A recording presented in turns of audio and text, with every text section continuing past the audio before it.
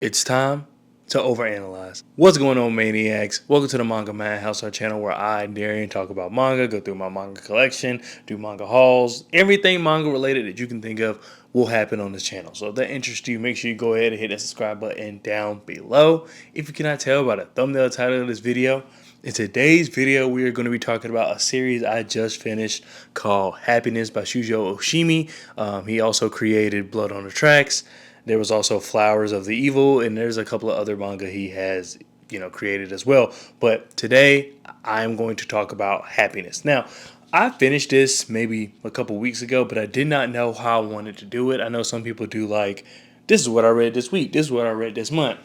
And I felt as though maybe I can't flush out some of the ideas doing it that way. However, this is a spoiler-free review, so maybe I will do that in the future because those kind of videos will not allow me to flesh out details. But I'm going to try to give as much detail as I can about why I like this series without spoiling anything for you. That's the whole purpose. That's what I'm doing this for. So if you have not read it and you're interested in getting into it, hopefully this is the video for you. If you have read it and want a more detailed explanation or just a detailed version of my thoughts, then maybe we can figure something out in the future where I can kind of make both people happy. But either way, today we're going to do a spoiler-free review. And to start off, I mean, it seems just like a regular story about a guy named Okazaki. And in the very first beginning pages of the manga, you see, of the first volume of the manga, is you'll see him kind of get, picked on a little bit, but he kind of accepts it because that's his way of life. But what I really enjoyed about this manga was seeing the story from different character views. I think Shuzo Oshimi did a great job of being able to flesh out all of these characters to where you are connected to everybody. And by the end of the manga, it's funny that I say end and I say this isn't going to be a spoiler review, which still no spoiler, but it's just funny. By the end of the manga, you're able to understand kind of the purpose of each individual character. Because during the manga, there might be some times where you're like, okay, I see kind of where this is going, but I'm not quite sure. But I'm along for the ride. It's not any. I don't think there's a bad book in this collection, in this series. Not to me. I read, like, there was times where I would read 2 a day or something like that. It was crazy because I was so invested in this manga. But then life got in the way. Speaking of life getting in the way, the reason you didn't get a video last week because I had a baby shower, so I didn't really get a chance to like formulate my thoughts, and also I didn't know if and how I wanted to do this video. But here we are. I really just like that concept of just being able to kind of piece by piece show you the story from different angles, and then, like I said, by the end you're just amazed by how each character played out. I think it was just a great job. I think the artwork in here was fantastic to me. And this could be me overanalyzing, but to me, I feel as though the art kind of gets fuzzier and fuzzier throughout the duration of the series, and it plays so well into what is actually happening in the manga if you really think about it. So that's something where if you're someone who, this is your sign to read this manga, pay attention to that, because that's something I felt as though really played a big part in it, and it wasn't something I realized until after kind of preparing for this video. I was like, that looks a little different. But overall, I mean, you got Gosho, another character. You got Yumi, another great character. There's just so many great characters in here, and there's so many twists and turns. And Oshimi shows that he is just not afraid to just mess with your expectations. When you think one thing's going to happen, something else is going to happen. But then you're kind of wondering, okay, well, with that happening, there's no way that a story can do that. Nope, it does this. So it goes left when you think it's going to go right. It goes right when you expect it to go left. Sometimes it goes left consistently when you think it's going to go left, and then boom, turns right the next time. So overall, I think he just does a great job of just keeping you on your toes. You have characters that symbolize different things, and it all makes sense once again at the end. I feel as though no character is wasted. There's not a point in time where you're reading the manga and you're like, okay, I don't really get the point of this character. You may not understand like where it's going to go, but you're not going to feel like, okay, what is even the purpose of this character? No, it does not go that way. There's so many sad things that happen in here. It's just crazy to me to think that this manga started one way with the name it has and then just progresses the way it does. I'm just almost blown away. It's not, I wouldn't say it's my favorite manga I've read, which on my spreadsheet I've started to add that as like, oh, these are the manga I kind of, I rank, and I haven't read much, so it's not an extensive list, but it's up there. If I'm not mistaken, it's 3 behind Tokyo Revengers and Chainsaw Man, which, yeah, might be crazy, but I love Tokyo Revengers, which we can talk about that in another video. Anyway, I just think overall it makes me want to read Blood on the Tracks. I'm pretty sure Shuzo Oshimi, once I get to Blood on the Tracks, is going to be the next person I do the Beyond the Spine for, which, if you're not familiar with, it's a video where I read different works from one mangaka and I kind of talk about it and just talk about their style. I don't really give too much history about it, but just my experience reading their work. Maybe I'll include a little more history, but overall, I think Happiness is just an exceptional manga. I don't want to give away too much just because of the fact that there's some things that are kind of given, but then it's like, you never really get the name itself.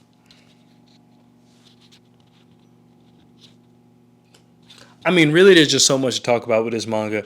I mean, I really could talk about just there are things in here that happen. There are things you assume, but they kind of keep you on edge because it's not later until they confirm it. But the whole time, you're like, well, my perception would have been so different if I knew that from the get-go. But, I mean, you're pretty safe assuming what you want to assume. And I think that that's just the beauty of it, is that so much is left up to interpretation while it's still in your face. I don't think I've ever seen anything off the top of my head, movie, book, manga, TV, it doesn't matter. I don't think I've seen anything where the answers are just in your face, but you still don't recognize it. And I think, to me, it's different with a manga because you're literally seeing the picture drawn out for you, and yet the narrative and the story behind the pictures you're seeing leads you to believe, okay, after all these twists and turns, it can't just be this. But then it is, and then you're still surprised. I just feel as though Shujo just did an excellent job of being able to keep you on your toes. Fantastic character development.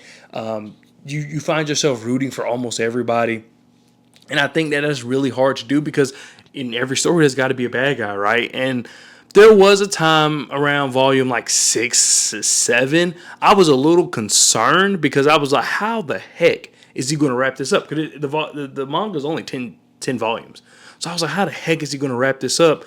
Because it took us so long to get here, but I think he wrapped it up beautifully. I mean, this manga truly was like hauntingly beautiful. And if you're not familiar with just hauntingly beautiful, the phrase, to me, I'm not going to say, I don't know the actual definition, but to me, it's something that where it's so creepy, but you can't help but appreciate it. And that's kind of what I get from this, because you have elements of horror. You have elements, I wouldn't say slice of life, maybe coming of age. You have elements of that. You have elements of things maybe aren't funny, but you find yourself, it's just a weird, I wouldn't even say weird, but it's just a manga that really is going to pull all emotions out of you. I think by the end, I didn't cry. That's too far. I didn't cry, but you do feel something. I felt something for sure. When I put this down, it was just like a wow moment. It really was.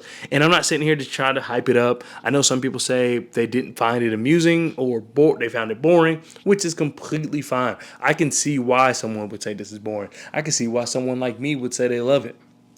I see all the elements. I'm not going to sit here and argue with people about why they loved it and why they did not, because everybody's entitled to their opinion. I so heartily believe that more than anything almost in life.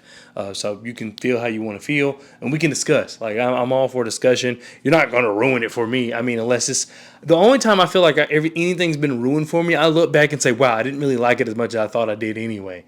That's how it got ruined for me. So for this one, I feel pretty strong about it. So if you dislike it, I mean, without spoiling it, of course, feel free to leave your thoughts on the manga down in the comment section below.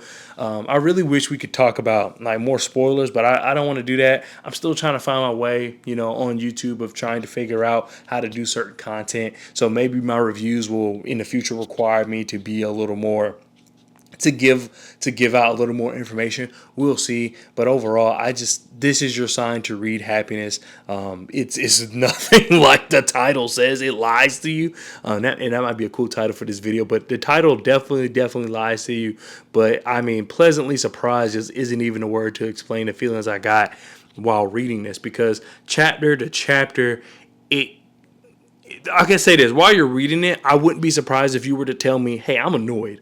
And the reason I say that is because you could be annoyed that you really can't predict it. You really can't see where it's going. It seems as though it's a little all over the place.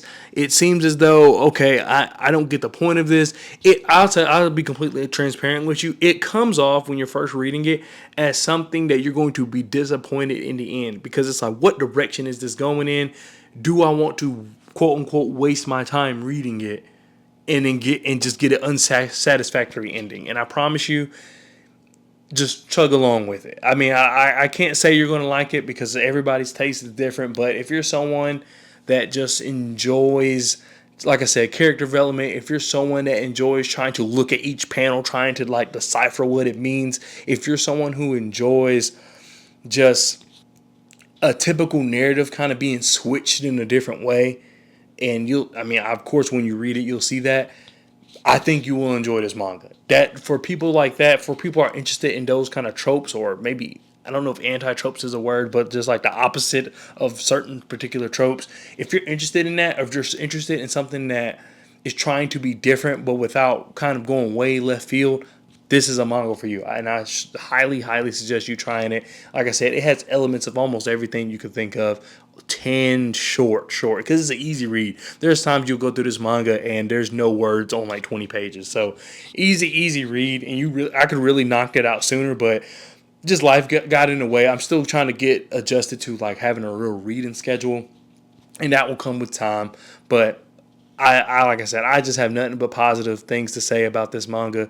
I think the only negative I will say is that it is a little wonky at first because you're trying to figure out where it's going, and then also, like I said, it kind of, I wouldn't say it lulls in the later volumes, but what I'll say is it gets to a point where you're like, okay, I'm really enjoying the story so far, and I'm just where it stands right now in volume 6 and volume 7. And I keep saying that I could be inaccurate with the volume number, but we'll just keep using 6 and 7. I'm sorry if 6 and 7 is good. I don't quite remember, but if you're reading 6 and 7, I'm like, okay, I was enjoying it to this point, and where I'm particularly at, I don't really see if this is going to be something I'm going to enjoy. That part is kind of, it's not frustrating, but when you're reading it, you're kind of a little weary. It's like, all right, if this is going in the direction I think it's going in, I am not going to be happy. But no, I think it. If you can power through it, if you can really, immerse yourself into the manga, I think you're going to like what Shuzo Oshimi did here. And I can't automatically call him one of my favorite mangaka, even though I guess technically he would be because of the amount of manga I've read. But if you needed anything to like read and be like, okay, I want to get into his next work, I want to get into Blood on the Tracks, I think this would be a good start. I know Blood on the Tracks was not on my TBR or to be read or whatever you want to call it. I don't think I called it that, but I've been watching like more and more YouTube, and that's what other people call it, so we'll call it that. While he was not on there, I will find a way to kind of sneak some of Blood on Tracks on there, and the Flowers of Evil as well, because of the fact that I enjoyed happiness so much. But anyway, that does it for this video. Thank you so much for watching it. If you like these kind of videos where I'm reviewing without spoiling, then let me know down in the comment section below. As we all know, last year was my first introduction into manga, like really collecting manga and kind of creating content around it as well.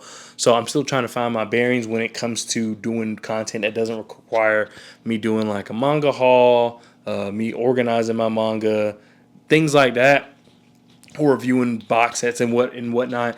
When it comes to things of that nature, I'm trying to do other content as well, because that was all easy, because that's literally what I'm doing.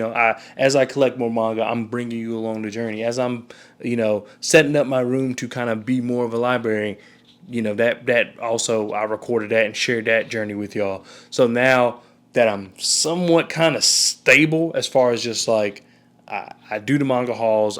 When I do reorganize, you'll see that as well. What do I do in the between time? And I'm trying to find like reviews. I don't mind, like I said, I don't mind doing the what I read this week, what I read this month. Don't mind doing that at all. But I'm just trying to find out different ways to basically give you that content. So please forgive me as these next couple of months, maybe next month or two, I'll be trying different things. And if you don't like it, let me know. Don't dislike the video. Like the video because that's big for the channel. But just let me know in the comment section below because I'm open to ideas. I'm going to keep doing these until I get like a majority of people saying, we rather you do this. As long as I like doing the content, don't ask me to do something like I don't want to do. But if you've seen I've done it before, you can refer to that and say, hey, I liked it when you did this. No problem because I don't post anything on here that I don't like. So anything that you've seen from me in the past, that is your go-to sign. That is your go-ahead to be like, okay, he likes to do that kind of content.